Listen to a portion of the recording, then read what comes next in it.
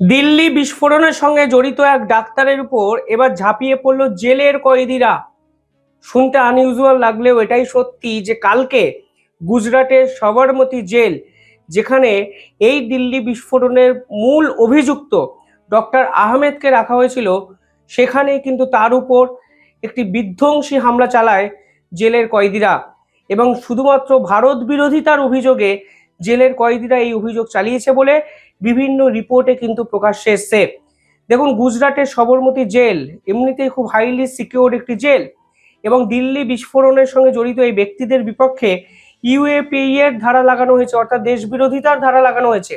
ফলে এদেরকে এমনিতেই এমন নিরাপত্তায় রাখা হয়েছে যা সাধারণ কয়েদিদের রাখা হয় না। কিন্তু এর মধ্যেও তার উপর এই ধরনের ঘটনা নিঃসন্দেহে কিন্তু চাঞ্চল্য সৃষ্টি করেছে। আর এই ডক্টর আহমেদ যেভাবে ভয়ানক বিস্ফোরণের পরিকল্পনা করেছিল গোটা ভারত জুড়ে, তাও কিন্তু অত্যন্ত নজিরবিহীন। এই দিল্লি বিস্ফোরণের তদন্ত করতে গিয়ে পুলিশ দেখেন এই যে হোয়াইট কলার টেরর মডিউল, যে মডিউল নিয়ে এত কথা, তারা শুধু অ্যামোনিয়াম নাইট্রেটকে কাজে লাগাতে চেয়েছে এরকম নয়।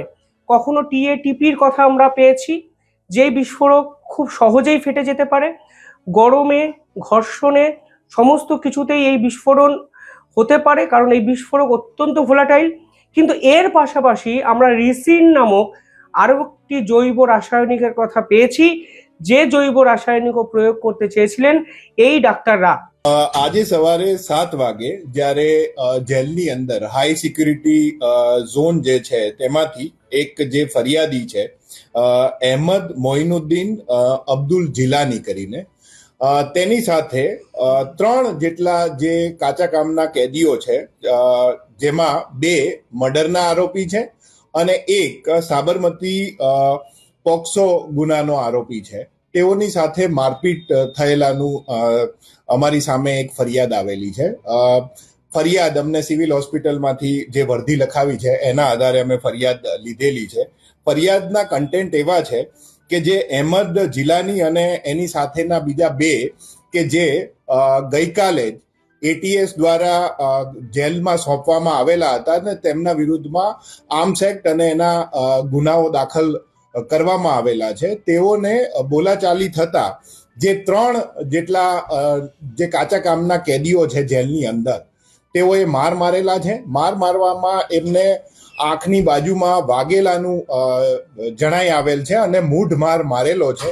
એટલે પોલીસે આ જે ભારતીય ન્યાય સંહિતાની 118ની કલમ મુજબની ફરિયાદ દાખલ કરી અને આગળની તપાસ હાથ ધરેલી છે. এই গ্যাংয়ের নাম মানে মাথা যদি ধরেন তাহলে এই ডক্টর আহমেদকেই ধরা হয়, যিনি আইসিস এবং আইএসকেপির সঙ্গে যোগাযোগ রেখে রিসিনের মতো ভয়ঙ্কর এক রাসায়নিক পদার্থ তৈরি করতে চেয়েছিলেন।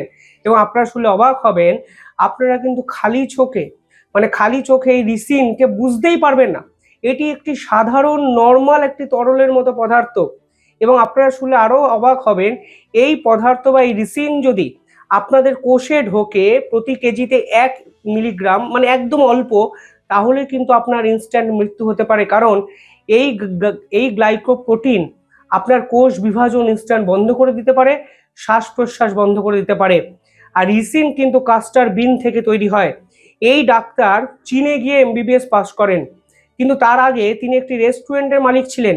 এই রেস্টুরেন্টের মালিক যখন ছিলেন তখন তিনি কোন খাদ্যদ্রব্য বা খাদ্য শস্য থেকে কি উৎপন্ন হয় তা তিনি খুব ভালো করে জানতেন।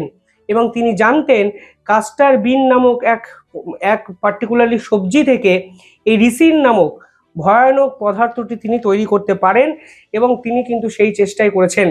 এই রিসিন জৈব সন্ত্রাসবাদে কাজে লাগে। ইতিহাস যদি দেখেন, দেখবেন বিশ্বের বহু বড় বড় ঘটনা কিন্তু এই রিসিন প্রয়োগ করে করা হয়েছে। এই রিসিনে গ্লাইকোপ্রোটিন থাকে, যা স্তন্যপ্রায়ী প্রাণী, যে কোনো স্তন্যপ্রায়ী প্রাণী হতে পারে, মানুষের মতো অন্য অনেক প্রাণী হতে পারে, তাদের কোষ বিভাজনকে ইনস্ট্যান্ট বন্ধ করে দেয় এবং শ্বাস প্রশ্বাস বন্ধ হয়ে আপনি কিন্তু মারা যেতে পারেন। আমেরিকার মতো দেশ এই রিসিন নামক পদার্থকে নিয়ে অত্যন্ত উদ্বেগ প্রকাশ করে একে নিষিদ্ধ ঘোষণা করে দিয়েছে। এবার এই ডক্টর আহমেদ এই রিসিন তৈরি করছিলেন শেষ 1-1.5 বছর ধরে, এবং সেই রিসিন প্রয়োগ করে যেখানে জনবহুল স্থান সেখানে কিন্তু আক্রমণের চেষ্টা করছিলেন। এবার বোঝার চেষ্টা করুন যে কত বড় বিপজ্জনক প্রবণতা এই ডক্টর আহমেদকে আটক করে আমাদের গোয়েন্দারা আটকে দিয়েছে। এবং ডক্টর আহমেদ কিছু নির্দিষ্ট জায়গায় রেইকি করেছেন, এবং সেই জায়গাগুলোর কথা যখন আপনারা শুনবেন আরও চমকে যাবেন।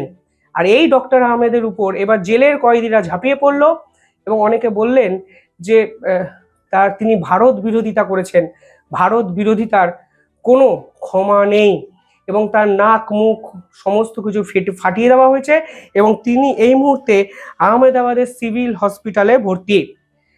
চীনে যখন এমবিবিএস পড়তে যান এই ডক্টর আহমেদ, তখন নাকি তার সঙ্গে আবু খাদিমের যোগাযোগ হয়।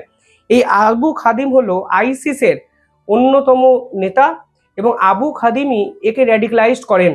কিন্তু আবু খাদিমের সঙ্গে যোগাযোগ রক্ষা করে তিনি যে এই অবিশ্বাস্য রিসিন তৈরি করে ফেলবেন তা হয়তো কেউ ভাবেনি। দেখুন, এই দিল্লি ব্লাস্টকে কেন্দ্র করে একটা জিনিস অন্তত পরিষ্কার হয়ে গেছে, যে মেধাবী হওয়া মানেই কেউ সন্দেহের ঊর্ধ্বে নয়।